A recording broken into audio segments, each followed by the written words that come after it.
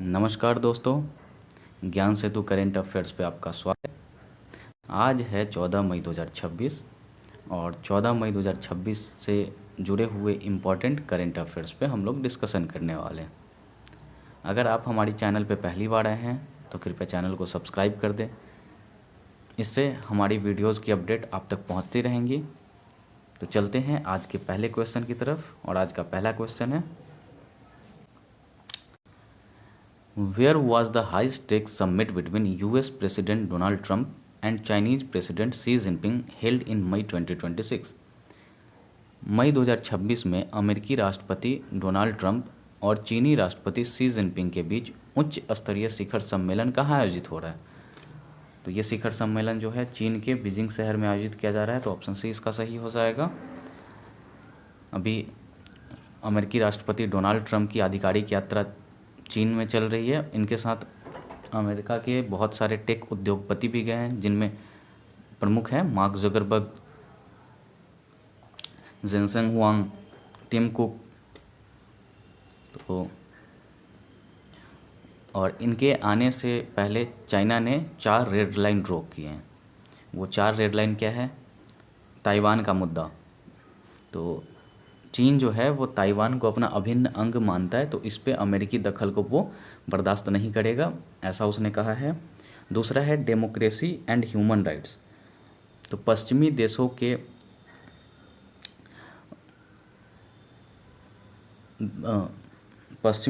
के इंटरफेयर को चाइना ने मना किया है। तीसरा है राजनीतिक व्यवस्था और मार्ग।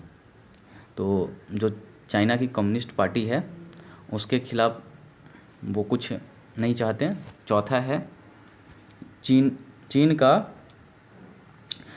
विकास का अधिकार। तो इसका क्या मतलब है? चीनी सामान पर प्रतिबंध जो लगाए जा रहे हैं, जैसे व्यापार, अर्थव्यवस्था और तकनीक में, तो उनका कहना है कि उस पर प्रतिबंध न लगाया जाए, उनको विकास करने का मौका दिया जाए। तो ये आपका उत्तर हो जाएगा बीजिंग, चाइना। चलते हैं आज के दूसरे प्रश्न की तरफ और आज का दूसरा प्रश्न है, which Russian cargo ship recently in the news in May 2026 for mysteriously sinking in the Mediterranean sea was reportedly smuggling nuclear submarine reactor components to North Korea? मई 2026 में भूमध्य सागर में रहस्यमय परिस्थितियों में डूबने के कारण चर्चा में रहा वह कौन सा रूसी मालवाहक जहाज़ है जिसके बारे में यह खुलासा हुआ है कि वह उत्तर कोरिया को परमाणु पनडुब्बी रिएक्टर के पुर्जों की तस्करी कर रहा था? तो इसका सही उत्तर हो जाएगा ऑप्शन बी, उर्सा मेजर।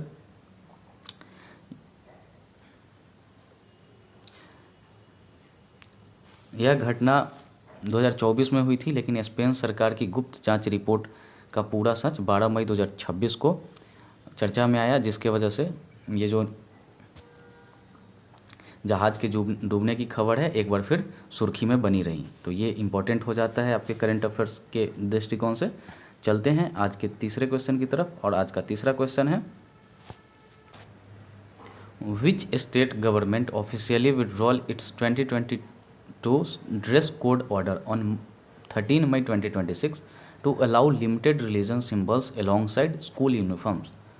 किस राज्य सरकार ने 13 मई 2026 को स्कूल यूनिफॉर्म के साथ सीमित धार्मिक प्रतीकों की अनुमति देने के लिए अपने 2022 के ड्रेस कोड आदेश को आधिकारिक तौर पर वापस ले लिया है?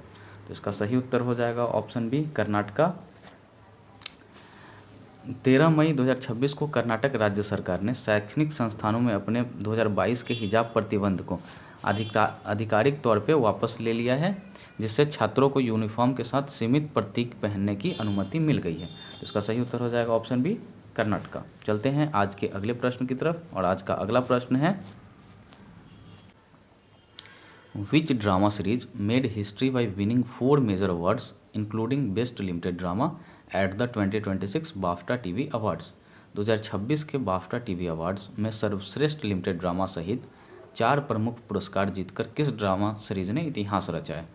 तो इसका सही उत्तर हो जाएगा ऑप्शन बी, एडोलेंस।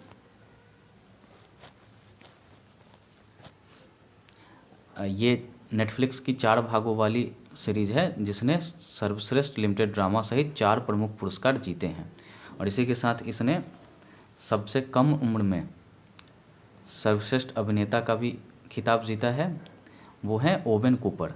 तो इस सीरीज़ के जो अभिनेता है ओवेन कूपर, उन्होंने 16 साल की उम्र में सर्वश्रेष्ठ सहायक अभिनेता का पुरस्कार जीता है। तो चलते हैं आज के अगले प्रश्न की तरफ, और आज का अगला प्रश्न है, which rule of central motor vehicle rules 1989 mandates the installation of vehicle location tracking device VLTDs and emergency panic buttons in public services transport vehicle। केंद्रीय मोटर वाहन नियम 1989 का कौन सा नियम सार्वजनिक सेवा परिवहन वाहनों में वाहन स्थान ट्रैकिंग डिवाइस और आपातकालीन पैनिक बटन लगाना अनिवार्य करता है? तो इसका सही उत्तर हो जाएगा ऑप्शन बी, रूल 125H। सर्वोच्च न्यायालय ने केंद्रीय मोटर वाहन नियम 1989 के नियम 125 को सख्ती से लागू करने का आदेश दिया है, जो सार्वजनिक परिवहन सुरक्षा के लिए ट्रैकिंग डिवाइस और पैनिक बटन लगाना अनिवार्य बनाता है। ये जो तो सही उत्तर हो जाएगा ऑप्शन बी, 125H।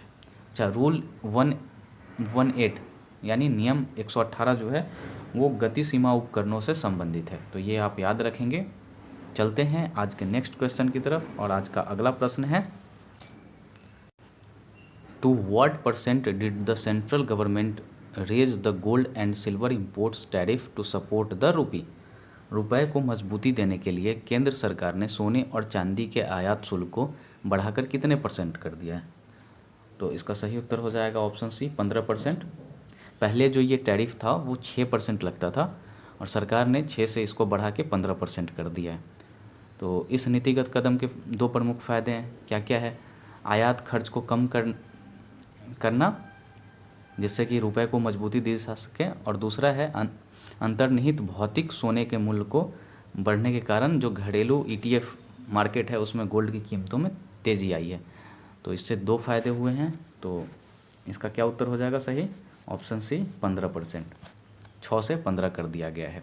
चलते हैं आज के अगले क्वेश्चन की तरफ, और आज का नेक्स्ट क्वेश्चन है, विच इंडियन गवर्नमेंट एजेंसी और ministry leads the operational management of Bharat maritime insurance pool? भारतीय समुद्री बीमा पूल के परिचालन प्रबंधन का नेतृत्व कौन सी भारतीय सरकारी एजेंसी या मंत्रालय करता है? तो इसका सही उत्तर हो जाएगा option C, general insurance corporation of India.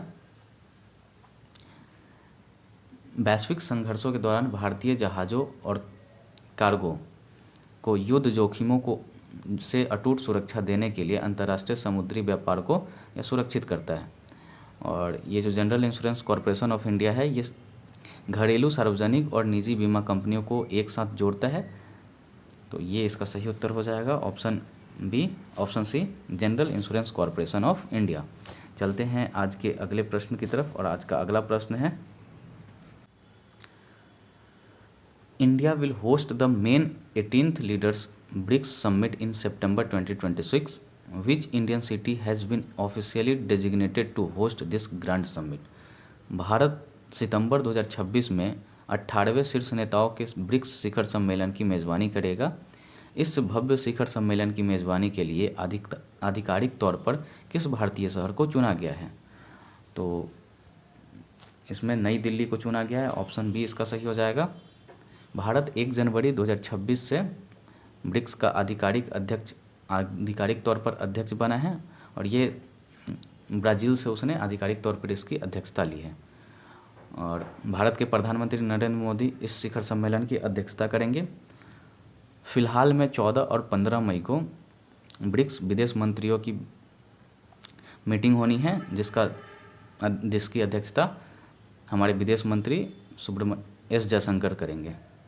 तो चलते हैं आज के अगले प्रश्न की तरफ, और आज का अगला प्रश्न है, which country recently became the first nation to approve commercial nuclear fusion testing in 2026? 2026 में व्यावसायिक न्यूक्लियर फ्यूजन परीक्षण को मंजूरी देने वाला पहला देश कौन बना है?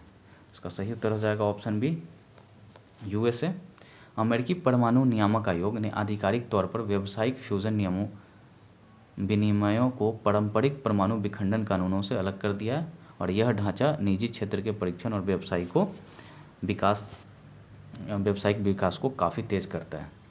ठीक है, अब परमाणु परीक्षण किसने किया है, तो इसका सही उत्तर हो जाएगा ऑप्शन बी, यूएसए। अच्छा, न्यूक्लियर फ्यूज़न होता क्या है, तो इसमें जो है एक भारी परमाणु के नाभिक जो होते हैं दो अलग अलग हल्के परमाणु नाभिक में टूटते हैं, उसी को न्यूक्लियर फ्यूज़न कहते हैं। चलते हैं आज के नेक्स्ट क्वेश्चन की तरफ, और आज का अगला प्रश्न है, which former New Jersey Nets player who played as a center in the 2002 and 2003 NBA finals passed away recently in May 2026। New Jersey Nets के पूर्व खिलाड़ी का हाल ही में मई 2026 में निधन हो गया है, जिन्होंने 2003 और 2002 के NBA फाइनल्स में सेंटर के रूप में खेला था। तो इनका सही उत्तर हो जाएगा option B, Jason Collins. Jason Collins रहने वाले कहाँ के हैं, तो ये यूएसए के रहने वाले हैं, और ये वॉलीबॉल प्लेयर थे, सॉरी NBA प्लेयर थे, जिनका अभी ग्लियोब्लास्टोमा स्टेज 4 के कारण हाल ही में निधन हो गया। अब ग्लियोब्लास्टोमा क्या होता है, तो एक मस्तिष्क कैंसर है। तो इसका सही उत्तर हो जाएगा ऑप्शन बी, जेसन कॉलिंस। तो यहाँ पे हमारा करंट अफेयर्स का सेक्शन समाप्त होता है। चलते हैं अपने अगले सेगमेंट की तरफ, जिसमें मैं आपसे हर दिन एक प्रश्न पूछता हूँ। तो कल मैंने आपसे पूछा था, according to a recent Morgan Stanley reports highlights in May 2026 what is India's global rank in terms of total installed renewable energy capacity. मई 2026 में जारी मॉर्गन स्टैनले की हालिया रिपोर्ट के मुख्य अंशों के अनुसार कुल स्थापित नवीकरणीय ऊर्जा क्षमता के मामले में भारत का स्थान क्या है। तो इसका सही उत्तर है तीसरा। बहुत लोगों ने इसका कमेंट बॉक्स में आंसर भी किया था, उनको धन्यवाद। अच्छा, पहला कौन था, तो पहला चाइना है, और दूसरा कौन है, तो दूसरा यूएसए है। चलते हैं अपने नेक्स्ट सेगमेंट की तरफ, जिसमें मैं आपसे हर दिन एक सवाल पूछता हूं। तो आज का सवाल है, recently Yoweri Museveni has been sworn in as the president of which country for the 7th consecutive terms. हाल ही में योवेरी मुसेवेनी ने किस देश के राष्ट्रपति के रूप में लगातार 7वीं बार शपथ ली है। तो आप अपना उत्तर कमेंट बॉक्स में देंगे, जिससे आपके लिखने और सोचने की शक्ति मजबूत होती है और आपको याद भी रहता है।